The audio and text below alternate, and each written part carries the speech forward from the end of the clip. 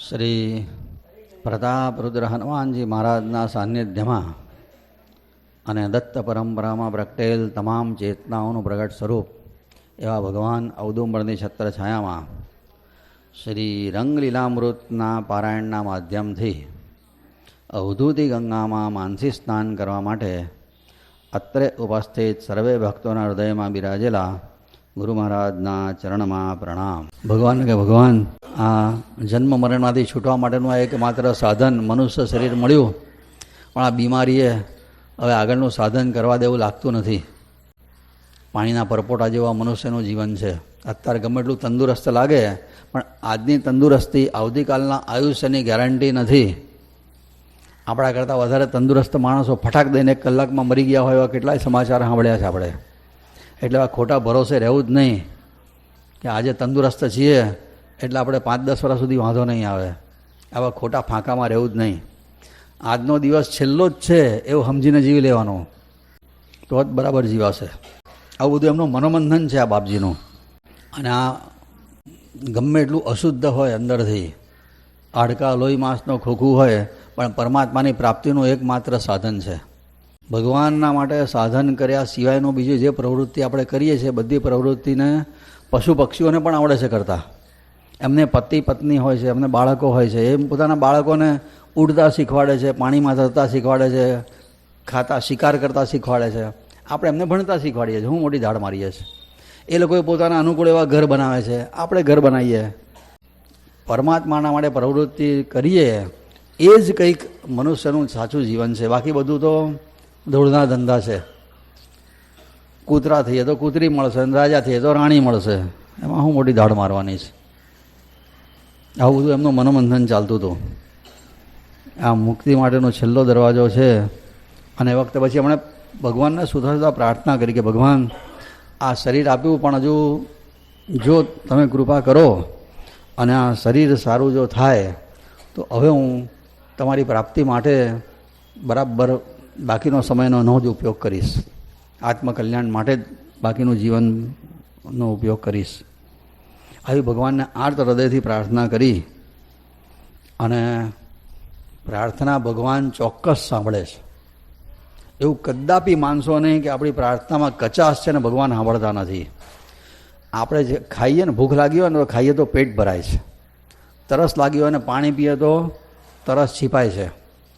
ખાવાથી પેટ ભરાય છે, પાણી પીવાથી તરસ છીપાય છે. એ જેટલું સાચું છે ને એટલું એ પણ સાચું છે કે પ્રાર્થના કરીએ તો ભગવાન સાંભળે છે. ચોક્કસ સાંભળે છે. ભગવાન બહેરા નથી. તન્મયતાથી પ્રાર્થના થાય તો એનું તરત રિઝલ્ટ મળે. તન્મયતા ના હોય તો વાર લાગે, પણ પ્રાર્થના ભગવાન બધું જ સાંભળે છે. બાપજી આ પ્રાર્થના કરી કે ભગવાન, બસ હવેનું જીવન તમારા માટે જ વાપરવું છે, આત્મકલ્યાણ જ કરવું છે. હવે હું ઘરમાં રહેવાનો નથી. ભાઈનું ભણતર થઈ ગયું છે. અને આવી બધી ભગવાનને પ્રાર્થના કરી અને લખ્યું છે, કોણ જાણે શું થયું, અચાનક જ એમના શરીરમાં શક્તિનો સંચાર થવા માંડ્યો, સ્ફૂર્તિ આવવા માંડી. પેલું પંચર થઈ ગયેલું ટાયર હોય ને, પંચર સાંધ્યા પછી હવા ભરે ને જેવું આમ ફૂલે, એ રીતના એકદમ શરીરમાં સંચાર થવા માંડ્યો શક્તિનો. અને થોડી વાર થઈ એટલે મને બાજુમાં માજી બેઠેલા, ના બાજુ નારાયણભાઈ બેઠેલા એમની પથારી પાસે. અને માજીને ભાઈને કીધું, તમે થોડી વાર બહાર બેસો, હવે મને કંઈ થવાનું નથી, હું સ્વસ્થ છું એકદમ, મારે ભગવાન જોડે એકાંતમાં વાત કરવી છે. ભગવાન જોડે વાત કરતી વખતે બાપજીએ માજીને અને નારાયણભાઈને બહાર બેહાડી દીધા. ભક્તિ કરવી હોય ને બરાબર તો બાજુમાં કોઈ જ ના જોઈએ, નહીં તો 100% ભક્તિ બરાબર નહીં થાય. આના પરથી સ્પષ્ટ જાણવા જેવું છે. ભગવાન જોડે વાત કરવી હોય ને તો આપણે ભગવાન બે જ જોઈએ. ત્રીજો બાજુમાં બેઠો હશે ને, ભાઈ હોય, મા હોય, બહેન હોય, પત્ની હોય કે પતિ હોય, ગમે તે હોય, એ આપણા મન ઉપર એની હાજરીની અસર હોય છે. અને મન ભગવાનમાં લાગવા દેતું નથી. માટે ભક્તિ એકાંતમાં કરવી, સત્સંગ સમૂહમાં કરવાનો. મારે એકાંતમાં મારા ગુરુ મહારાજ સાથે વાત કરવી. તમે ચિંતા ના કરશો, મને હવે બહુ સારું છે. બંને જણને બહાર બેસાડ્યા અને પછી ભગવાનને કીધું, જો ભગવાન, હવે હું નહીં વેડફું દુર્લભ આ અવતાર, પ્રભુ ભક્તિના કાર્યમાં લાગીશ હે ભવતાર. યમના દ્વારેથી તમે મને પાછો લાવી રહ્યા છો. બસ હવે મારે આત્મકલ્યાણ કરવું છે. જેના માટે આ અવતાર થયો છે એ અવતાર કાર્ય મારે હવે શરૂ કરવાનું છે. માટે આ શરીરને મન બુદ્ધિ પણ તેમ પ્રભુ કાર્યમાં રત સદા રાખીશ હવે એમ.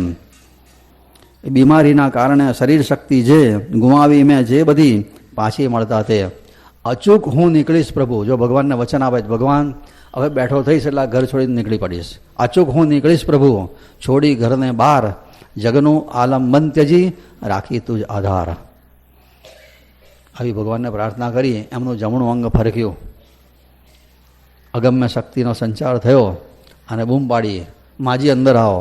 નારાયણભાઈને અંદર બોલાયા, કીધું જુઓ મારા શરીરમાંથી બધું દર્દ ગયું, અશક્તિ ગઈ, જાતે બેઠા થયા, બાકી તો પકડીને બેઠા કરવા પડતા હતા, એટલી અશક્તિ હતી. એકદમ બેઠા થઈ ગયા ત્યાં આગળ અને કીધું નારાયણ જરા કાગળને પેન લાય. નારાયણભાઈ કાગળને પેન લાયા અને એ વખતે એમને અંતરમાંથી એક ભજન સ્ફુર્યું. અવધૂત યાનનું ભજન નંબર 3 દત્તાષ્ટક.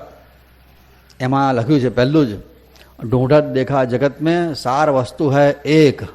આખી દુનિયામાં ફર્યો ને એક જ સાર જોયો, ભગવાન એ સાર છે, બાકી બધું અસાર છે. અસાર આ સંસાર. 70-80 વર્ષ મહેનત કર્યા પછી કશું જ હાથમાં આવવાનું નથી. નિરાશ થઈને હતાશ થઈને મરવું ના હોય તો જુવાનીનો સદુપયોગ કરવો પડશે, અને ભગવાનના માટે. બાકી ગમે એટલી મોટી સત્તા મળે, સંપત્તિ મળે કે ગમે એટલી જગતમાં વાહ વાહ થાય, અંતકાળે પસ્તાવા સિવાય બીજું કશું હાથમાં નહીં આવે, જો ભગવાનના માટે સાધન નહીં કર્યું હોય તો. એટલે પહેલી જ પંક્તિ લખી, ઢૂંઢત દેખા જગત મેં સાર વસ્તુ હૈ એક, જીન પાએ સબ પાલિયા. એ મળે તો બધું મળ્યું, અને ના મળ્યો તો બધું જ વ્યર્થ છે. બધું જગતની બધી જ ઉપલબ્ધિઓ એકડા વગરના મીંડા છે. મળે તો લાભ નથી, ના મળે તો નુકસાન નથી. અને બીજું એક સંસ્કૃત સ્તોત્ર લખ્યું, તેજ સંસારમ વજરે સારમ સર્વાધારમ શ્રી દત્તમ કરુણાપારમ દીનાધારમ વારમ વારમ મૂળમદ. હે મૂર્ખા, આ સંસારને છોડ, આમાં કશો સાર નથી. અસાર આ સંસારમાં, સાર ગુરુ કથા જાણ. ભગવાનની કથામાં સાર છે. અને લાગે દૈવે રંગ જો થાય દેવ હેવાન. જો ભગવાનની કથામાં રસ પડ્યો તો બેડો પાર છે. તો ઢોર જેવો માણસ દેવની જેમ પૂજાય. કથામાં સાચો પ્રેમ જાગે તો. માં ભજ મિથ્યાવાણી, દત્ત વિયોગો માં ભૃતે, સુતે વૈરામ ચિંતે તત્વમ માં કુરુ વાદમ મૂળ મતે. વાદ વિવાદ બધા છોડ અને એકલો મૂગો થઈને ભગવાનની જોડે મન લગાડે, તો જ કંઈક છેલ્લા અંતકાળે પસ્તાવાનો વારો નહીં આવે. બાકી બીજી બધી જ મહેનત, બીજી બધી જ પ્રવૃત્તિ ધૂળના ધંધા છે, છેલ્લી ઘડીએ ખબર પડશે. અંતકાળે ખબર પડતો કોઈ જ લાભ નથી. અત્યારે આ બધું બાપજી પોતાના અનુભવના આધારે આપણને કહી રહ્યા છે, જગાડવા માટે. જાગીએ તો ઠીક છે, નહીં તો પછી 12મી તો પૂર્ણાહુતિ છે જ. હા જ પડે. પછી 13મીથી આપણે બધા છૂટા પાછા, ખાઓ પીઓ ને જલસા કરો. પણ જે દત્તાષ્ટક જે છે ને, એની થોડીક વાત કરવી છે જરા. જીન પાએ સબ પાલિયા એટલે શું? એ ભગવાનને પ્રાપ્ત કર્યા તો બધું જ મેળવી લીધું છે, ના મળ્યા તો કશું હાથમાં આવવાનું નથી. દયા, દાન અને દમન હૈ. દત્ત ભગવાનના નામ છે ને, દત્ત. દ એટલે શું? દયા કરો, દાન આપો અને ઇન્દ્રિયો પર દમન કરો. દુઃખી ઉપર દયા કરો, જરૂરિયાતવાળાને યથાશક્તિ દાન આપો અને ઇન્દ્રિયો પર દમન કરો. ઇન્દ્રિયો માગે તે આપશો નહીં. આ દત્તના દ શબ્દનો બોધ છે. આ ત શબ્દ શું કહે છે? વિષયોને છોડો, વિષયાધ્યાસનો ત્યાગ કરો. ભગવાનની પાસે જે 4 કૂતરા છે એ 4 વેદનું પ્રતીક છે, અને જે ગાય માતા છે એ શાંતિનું પ્રતીક છે. હાથમાં ત્રિશૂળ છે ભગવાનના, એ અજ્ઞાનનો નાશ કરવા માટે, કોઈને મારવા માટે નથી. દત્તાત્રેય ભગવાનને કોઈને માર્યા જ નથી. રામાવતારમાં માર્યા, કૃષ્ણ અવતારમાં માર્યા, બધા અવતારમાં માર્યા, પણ દત્તાવતારમાં કોઈને હિંસા કરી જ નથી. પણ ત્રિશૂળ રાખે છે અજ્ઞાનનો નાશ કરવા માટે. ડમરું છે એ સોહમ. સોહમ એટલે એ ભગવાનને આપણે બંને એક જ છે. સહ અહમ, તે હું છું એવું કહે છે. ગદા, કોઈક ચિત્રમાં એમના ગદા પણ બતાવે છે, તો જ્ઞાનનું દાન કરનારી છે. અને કોઈક ચિત્રમાં ભગવાનના હાથમાં કમળ બતાવે છે, એ હૃદયનો વિકાસ બતાવે છે. ચક્ર છે, 84ના ચક્રનો નાશ કરવા માટે ભગવાને રાખ્યું છે. સુદર્શન ચક્ર જે છે હાથમાં, એ 84નું ચક્કર છે ને ભવસાગરનું, એનો નાશ કરવા માટે છે. શંખ એ ઓમકારનો જપ કરો, આવું આપણને બોધ આપે છે. ઓમ બોલો. જ્ઞાનરૂપી નદીમાં એ રોજે સ્નાન કરે છે. સંયમરૂપી કૌપિન કેડ ઉપર ધારણ કરે છે. અને એવા ભગવાનની હું શું ગુણગાન ગાઈ શકું, બાપજી કહે છે. વેદો પણ નેતિ નેતિ કહીને વર્ણન કરતા થાકી જાય છે. બધા દેવોનો દેવ છે અને બધા વેદોનો સાર છે. રાજાઓની શું વાત, બધા શ્વાસ બધાને એ ચલાવે છે.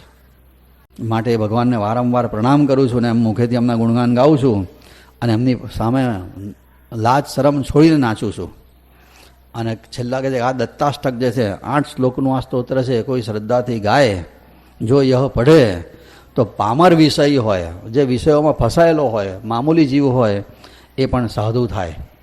આવું હું 3 વખત કહું છું, સાધુ સાધુ ત્રિવાર. આવું એક દત્તાષ્ટક આવશે. દત્તાષ્ટક છે એવું. અને રંગ હૃદયમાં શરણાષ્ટક છે, દત્ત શરણાષ્ટક 15 નંબરના પાન પર છે. બહુ સુંદર છે આ સ્તોત્ર છે ને, ગાવાની બહુ જ જરૂર છે. ગાતા ગાતા અર્થ ખબર પડે. બાપજીનું સંસ્કૃત એટલે અતિશય સુંદર છે. કે છે જે દીનોનો આધાર છે, કરુણા વરસાવનારો છે, એનું તું વારંવાર સ્મરણ કર અને આ સંસારને છોડ. ખોટી વાણી બોલીશ જ નહીં ભગવાનના નામ સિવાય નહીં તો એ વેર વધારશે બીજી બધી વાણી. સારું બોલીશ તો ઈર્ષ્યા થશે, ખોટું બોલીશ તો દુશ્મન ઊભા થશે. બંને જગ્યાએ નુકસાન છે. બીજાની નિંદા કરીશ નહીં, ભગવાનનું ભજન કર. ધન જન સંપત્તિ, છોકરા પરિવાર, એની આસક્તિ છોડ. શરીર છોડતી વખતે આમાંનું કોઈ તારી હાથ પકડવાનું નથી એક ભગવાન સિવાય. જ્યારે યમરાજા આવશે ત્યારે ભગવાન સિવાય તારું કોઈ થવાનું નથી. જડવત લોકે કરતું પ્રાણી ધ્યાય દિત્ય દત્ત. ભગવાનનું ધ્યાન કરીને જગતમાં ગાડાની જેમ ફર. બહુ હોશિયાર થઈને ફરવામાં લાભ નથી. લોકો ગમે તેમ બોલે એના તરફ તું ધ્યાન ના આપીશ. દત્ત વગર બધું સંસારમાં અસાર છે. લાભ અલાભ, માન અપમાનથી કોઈ લાભ નથી. બસ બધું જ છોડ. નાગું ભૂખ્યું બાળક જેવી રીતના માને ભજે છે એવી રીતના તું ભગવાનને ભજ. અને આ શરણાષ્ટકનો જે પાઠ કરે છે એને દત્તાત્રેય ભગવાન યોગક્ષેમ બંને આપે છે. આવા આશીર્વાદ આપ્યા છે. યોગ અને ક્ષેમ. યોગ એટલે ના હોય તે મેળવી આપે. પ્રાપ્તસ્ય પ્રાપ્તિ ઇતિ યોગક્ષેમ. યોગ એટલે જે નથી તે મેળવી આપે અને ક્ષેમ એટલે જે છે એનું રક્ષણ કરે. આને યોગક્ષેમ કહેવાય. બાપજી કહે છે મને એમાં જરાય શંકા નથી, આનો પાઠ કરશો તો આટલો લાભ થશે. આવું કીધું છે. એવી રીતના બાપજી આ 2 સ્તોત્રની રચના એ વખતે કરી. ગોધરામાં જીવ લેન્ડ બીમારી હતી ને તે વખતે આ રચના થઈ છે. આ 2 સ્તોત્ર, એક ભજન અને એક સ્તોત્રની. પછી તો માને કીધું કે માં મને ખાવાનું લાય, ભૂખ લાગીશ. રૂકમા અંબાએ એ વખતે છોડાવાળી મગની દાળની ખીચડી બનાવી. બાપજીએ ખૂબ પ્રેમથી ખાધી અને શરીરમાં બહુ સ્ફૂર્તિ આવી ગઈ. એકદમ ગુમાવેલી શક્તિ પાછી આવી ગઈ. અને એ જ અરસામાં નારાયણભાઈને મુંબઈમાં ભાટિયા હાઈસ્કૂલમાં શિક્ષક તરીકે નોકરી મળી ગઈ. બાપજીના માથા ઉપરનો જે છેલ્લો બોજો હતો કે માની હું ચિંતા કરી, એ ચિંતા પણ દૂર થઈ ગઈ. અને પછી પ્રભુ મિલનની પ્યાસ એમની પરાકાષ્ઠાએ પહોંચી ગઈ એ વખતે. અને એ વખતે અહીંયા ગોવિંદ કાકાએ એક દ્રષ્ટાંત આપ્યું છે કે આ મનુષ્ય જન્મનું મહત્ત્વ સમજાવવા માટે. કે એક આંધળો હતો ને, નેત્ર નહીં અને એને કિલ્લામાં પૂરી દેવામાં આવ્યો. 4 બાજુએ કોટ, એક દરવાજો હતો. અને એને કીધેલું કે તારે આ દરવાજો આવે એમાંથી તું બહાર નીકળીશ તો તારે જતા રહેવાનું, નહીં તો તારે કિલ્લામાં જિંદગી પૂરી કરવાની. તે પેલો બહાર નીકળવા માટે કિલ્લાની દિવાલે હાથ અડધો ચાલતો હતો. પણ જ્યાં દરવાજો આવ્યો ને ત્યાં એને ખંજવાળ આવી. તે ખંજવાળવા માટે હાથ ત્યાં વાપર્યો, એમાં પેલો દરવાજો જતો રહ્યો અને આગળ ચાલતો રહ્યો અને ફરી પાછો ચક્કર મારતો જ રહ્યો. આપણે આવું જ છે. આ સંસારમાંથી છૂટવા માટેનો એકમાત્ર દરવાજો હોય તો મનુષ્ય જન્મ છે. પણ એ મનુષ્ય જન્મ મળે ત્યારે સંસારના સુખ ભોગવવાની ખંજવાળવું પડે છે. 5 ઇન્દ્રિયોને ચળ આવે છે અને ચળ વધુરવા જઈએ છે એમાં મનુષ્ય જન્મ પૂરો થઈ જાય છે અને ખાલી હાથે આપણે પાછા જઈએ છીએ. હીરો ઘોઘે જઈ આવ્યો અને ડેલે હાથ દઈ આવ્યો, આવી દશા આપણી થાય છે. માટે ભવની ભાવટ ભાગવા ભગવાનની કથા એક અમૃત છે અને એનું પાન જે કરે એને કોઈ દિવસ અફસોસ કરવાનો વખત આવે નહીં. અને આ રીતે બાપજી પોતે હવે પરમાત્માની પ્રાપ્તિ માટે છેલ્લું શું પ્રયત્ન કરે છે એ વાત પછીના અધ્યાયમાં આવશે. અવધૂત ચિંતન શ્રી ગુરુદેવ દત્ત.